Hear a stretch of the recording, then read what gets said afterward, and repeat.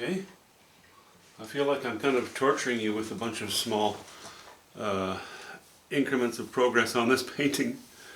But yeah, I'll just keep it quick. Something I didn't mention last time was I'd gone over these trees again. I used cobalt blue.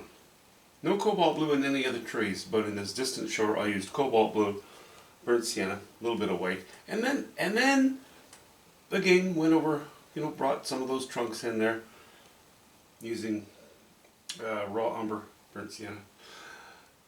I keep working on the foreground now. It's very slow, pecking away at it, getting some form in here, getting some shapes in here. So far I like it. As you can see, I've made my decisions basically from here to here. On the upper part, I'm only using raw umber, burnt sienna, ultramarine blue, and hints of white here and there. Very, very little white. Now it's beginning to look like it's punching back. We have this dip and this line, and okay, that line's going to change. It's going to blossom into the sky a little bit, but this is forming a good foundation. The strength of line is important because it is in the foreground, but we want to keep the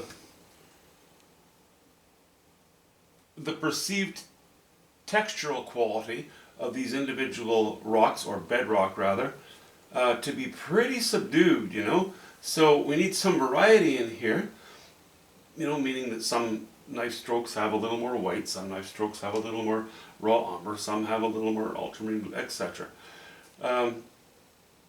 So far so good, successful, happy with it. I'm just going to keep playing with it. But again, I'm still sort of in that mode of not as much zeal as I could have, so rather than treating the painting as simply labor, in which you get tired and sick of it, I don't want it to go that far. So I just pick at it a little bit every day, and that's what I continue to do. All right, that's it. I'm happy with it. I'm actually quite happy with it. But I'm done now for the day. We'll play a little more tomorrow on this, and then we'll get into the sky. This will be rewarding again, because how the sky is managed is going to solve a whole other set of what I perceive to be problems with the painting, and that's mostly because of the suppression of light. It's almost as though there's a lot of weight up top, and it needs to be broken. Taking these colors in and these colors, any of the colors in the sky, and breaking them up into the sky will release that pressure, and it'll feel freer, so that not only actually supports the strong base, it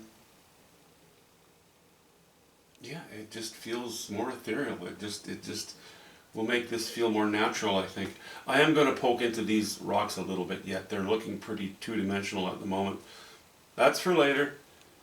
It's funny because there are very few spots on this painting that I can say, oh, that's finished. Usually I have an area that I can say, that's finished, except for maybe a stroke or two. This painting has been, so far, I've had almost no areas on it that are completely done. It's very rewarding to have that feeling that, yeah, I've got a certain spot there. For example, this would be completely done, or these would be completely done, or these would be completely done. But at least at this point I can say that the distant line is completely finished. This is completely finished. The water is completely finished. So at least that's something. See you soon.